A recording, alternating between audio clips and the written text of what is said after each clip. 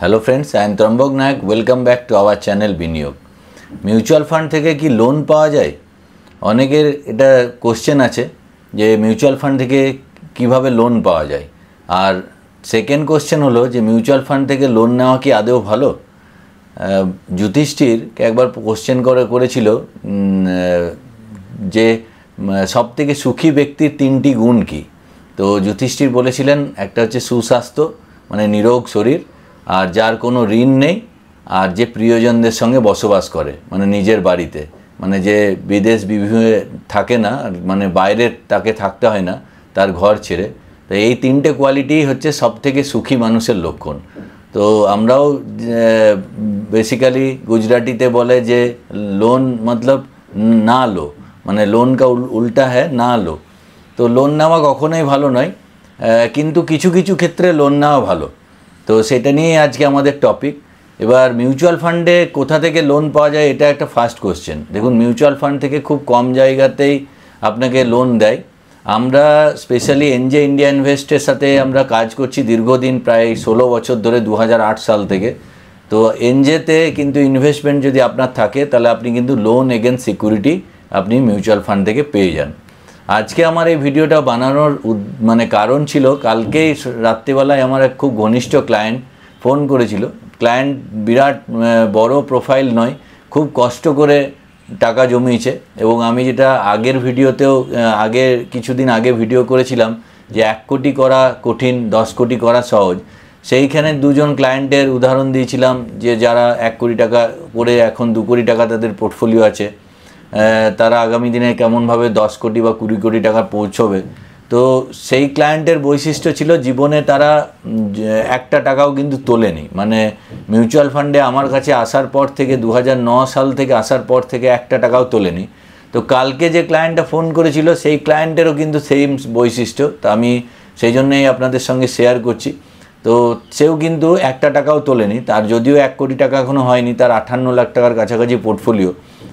আমি যদি আপনাদের স্ক্রিনে নিয়ে যাই, দেখুন এখানে তার কারেন্ট লাইভ এসআইপি চলছে 18,000 টাকা করে, ঠিক আছে। এখানে তার লাইভ এসআইপি 18,000 টাকা করে, লাইভ এসআইপিতে ভ্যালু আছে 27,82,000 এবং লামসামও সে করছে।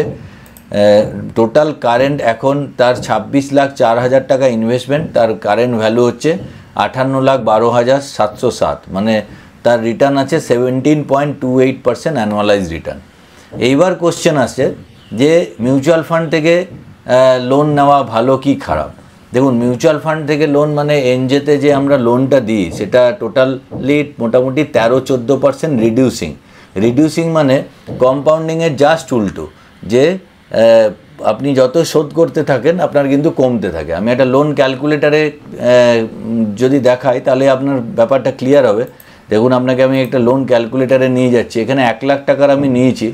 1 লাখ টাকার বিভিন্ন টাইম ফ্রেমে 6 মাস, 12 মাস, 18 মাস, 24 মাস, 36 মাস, 48 মাস, 60 মাস, 72 মাস, 84 মাস, মানে 6 মাস থেকে 7 বছর পর্যন্ত আপনি লোন নিতে পারবেন। তাহলে 1 লাখ টাকা ধরুন আপনার প্রয়োজন হয়ে গেল, আপনার একটা পোর্টফোলিও হয়তো হয়েছে 10 লাখ বা 12 লাখ। হঠাৎ করে আপনার হয়তো পুজোর জন্য কোনো বাড়িতে আপনার প্লাস্টার খারাপ হয়ে গেছে, প্লাস্টার করতে হতে পারে, বা রং করতে হতে পারে, বা যে কোনো খরচ আপনার আসতে পারে। তো সেখানে যে হঠাৎ করে মিউচুয়াল ফান্ডে যদি রিডেমশন করে নেন, তাহলে 2025 সালে আমি বলেছিলাম মার্কেট কিন্তু এরকম কনসলিডেশন যাবে, খারাপ যাবে, আস্তে আস্তে কিন্তু মার্কেট রিভাইভ হচ্ছে এবং 2026 সালে কিন্তু একটা ব্যাপক র্যালি আসবে। তো এই সময় যদি 1 লাখ টাকা বা 2 লাখ টাকা আপনি যদি তুলে নেন তাহলে আপনি সেই র্যালিটা মিস করে যাবেন। সেই জায়গায় যদি 1 লাখ টাকার আপনি লোন নিয়ে নেন, তাহলে 1 লাখ টাকার লোনে দেখুন আপনার এখানে ধরুন 5 বছরের জন্য আপনি লোন নিলেন। তো 5 বছরের জন্য লোনে আপনার ইএমআই পড়বে 2,393 টাকা করে। প্রসেসিং ফিজ আছে 590 টাকা, আর ডকুমেন্টেশন চার্জেস আছে 590 টাকা। এই দুটো ফিক্সড। তো টোটাল আপনি 5 বছরে 1,43,580 টাকা আপনি এখানে পে করছেন। আর যদি আপনি 3 বছরে যান তাহলে 3,394 টাকা করে আপনার ইএমআই আসছে। টোটাল আপনি পে করছেন 1,22,184, মানে 1 লাখ টাকার লোনে আপনি পে করছেন 1,22,184, মানে 1,22,000 টাকা মতো।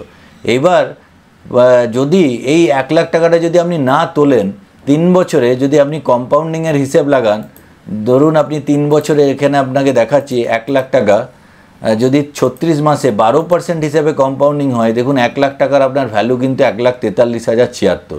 এটা মিনিমাম 12 দিয়েছি। এবার সামনের 3 বছরে ডেফিনেটলি 15%-এর ওপরে রিটার্ন আসবে। তো 1 লাখ টাকার দেখুন এখানে রিটার্ন চলে আসছে মোটামুটি 1,56,000। আর আপনার লোন অ্যাকাউন্টে কত লাগছে? 1,22,000 টাকা। যদি 5 বছরের রেসপেক্টেও দেখেন, 5 বছরে কত হচ্ছে? 1,43,580। মানে আপনাকে 1 লাখ টাকা লোন নিয়ে 1,43,580 আপনাকে শোধ করতে হচ্ছে। আর সেখানে যদি আপনি 5 বছরের যদি যান, এখানে যদি আমি 5 ইয়ার্স মানে 60 মান্থ করে দিই, তাহলে দেখুন এখানে 1 লাখ টাকাটা আপনার বেড়ে হয়ে যাচ্ছে 2,10,000 টাকা। তো ডেফিনেটলি আপনার এখানে 60 থেকে 70,000 টাকা মতো লাভ হচ্ছে। তো ডেফিনেটলি কিন্তু এই ক্ষেত্রে লোন নেওয়া ভালো। এটা কিন্তু লোন মানে যদি একদম পার্সোনাল লোন, মানে আপনি কোনো কিছু না আপনার অ্যাসেট দেখিয়ে আপনি লোন নিচ্ছেন, সেইখানে কিন্তু লোনের ইন্টারেস্ট প্রচণ্ড হাই থাকে, 18%, 19%। ক্রেডিট কার্ডের লোন 36% লোন কম্পাউন্ডিং হিসাবে। তো সেখানে লোন নেওয়া কখনোই উচিত নয়। কিন্তু এখানে কি হয়, আপনার অ্যাসেট প্লেজ করে লোন দেওয়া হয়। মানে আপনার যদি 10 লাখ টাকা পোর্টফোলিও হয়, তাহলে you are eligible to take at least 4.5 lakh rupees loan. 4.5 lakh টাকা মতো, মানে মোটামুটি 45%, 40%-এর মতো আপনার লোন আপনি পাবেন। তো আমি কালকে তাও ওনার সঙ্গে কথা বলছিলাম, তো হঠাৎ করে মনে হলো যে এরকম কোশ্চেন কিন্তু আমাদের ক্লায়েন্টেরও প্রচুর আসছে এবং অন্য লোকও মানে অনেকভাবে আমাদের অফিসে এসে কোয়ারি করছে। তো আজকে ভিডিওটা এই জন্যই বানালাম। আর আরেকটা হচ্ছে মেন হচ্ছে লোনের ব্যাপারে। দেখুন লোনের থেকে সবথেকে বড় ব্যাপার, চার্লি মাঙ্গার, যিনি ওয়ারেন বাফের মানে একদম বন্ধুস্থানীয় মানে পার্টনার বলতে পারেন, জাস্ট 1-1.5 বছর আগে উনি মারা গেলেন। তো প্রায় 98-99 ইয়ার্স ওল্ড ছিলেন উনি। তো চার্লি মাঙ্গার একটা কথা বলেছিলেন, মানে এনার মতো উইজডম ওলা লোক ইন্ডাস্ট্রিতে বিরল। ওয়ারেন বাফে, চার্লি মাঙ্গার, এরাই হচ্ছে আমাদের মানে কম্পাউন্ডিংয়ের জনক বলা যায়। তো উনি বলেছেন যে first rule of compounding, never interrupt it unnecessarily.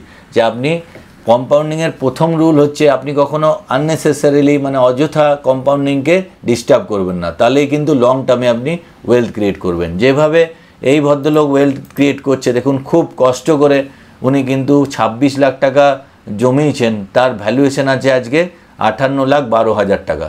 মানে আপনার এখানে CAGR আসছে মানে 17.28। এই ক্লায়েন্টেরই আমি যদি আপনাদের দেখাই যে লং টার্মে যেটা আজকে 58 লাখ টাকা উনি বানিয়ে ফেলেছেন, তো এখানে 58 lakhs দিয়ে দিচ্ছি আমি। আর এখানে 17,000 টাকা করে উনি SIP করছেন, 18,000 টাকা করে SIP করছেন দেখলাম। 18,000 টাকা SIP যদি আরও 10 বছর এরকম করে কন্টিনিউ করে দেন, আর ওনার প্রায় 17% রিটার্ন আসছে, আমি 17% ছেড়েই দিলাম, 15% রিটার্ন ধরে চললাম, তো ওনার এখানে কিন্তু প্রায় 3 কোটি টাকার পোর্টফোলিও চলে আসছে। তো উনি এখন যদি টুকটাক খরচ যেগুলো 1 লাখ টাকা 2 লাখ টাকা উনি যদি ম্যানেজ করতে পারেন, যে এক্সট্রা 3,000 টাকা EMI দিয়ে, তাহলে মিউচুয়াল ফান্ডকে না ডিস্টার্ব করাই ভালো। তাহলে কিন্তু একটা বড় পোর্টফোলিও তৈরি হচ্ছে। আর যদি ওনার 17% যেটা অলরেডি CAGR দিচ্ছে, এই CAGR যদি ক্যারি করে যায়, এই খারাপ মার্কেটেও 70% রিটার্ন আছে, তো এখানে 3,70,00,000 টাকা তার পোর্টফোলিও আছে। আর এবার যদি এটা 18,000 টাকা বেড়ে, যদি উনি গ্র্যাজুয়ালি আমি ধরলাম কিছু কিছু করে SIP বাড়াবেন, যদি আরও 7,000 টাকা বাড়াতে পারেন, 25,000 টাকা করে, তাহলে এখানে প্রায় 3,92,00,000 মানে 4 কোটি টাকার পোর্টফোলিও হয়ে যাচ্ছে। তো আমি আগের দিন ভিডিওতে বলছিলাম যে 3 কোটি টাকা কী করে বানাতে হবে। তো এইরকমই 3 কোটি টাকা বানানোর উপায়, যে কোনো সহজ পথ নয়, সহজ পথই কিন্তু লেন্দি পথ, আপনাকে শুধু টিকে থাকতে হবে। তো আজকের জন্য এটুকুই। ভিডিওটি ভালো লাগলে অবশ্যই লাইক করবেন, আর আপনারা প্লিজ কমেন্ট করুন। কমেন্ট করলে আমি বুঝতে পারবো যে অ্যাটলিস্ট আপনারা কি ভাবছেন আমাদের ভিডিও নিয়ে এবং কি ভিডিও দেখতে চাইছেন। এবং অবশ্যই বন্ধুর সঙ্গে শেয়ার করুন যারা এখনও পর্যন্ত মিউচুয়াল ফান্ডে ইনভেস্টমেন্ট করেনি, বা তারা মিউচুয়াল ফান্ড থেকে কি করে লোন নেয় জানে না। তো পরের ভিডিওতে আবার দেখা হচ্ছে। আজকের জন্য এটুকুই। জয় হিন্দ, জয় ভারত।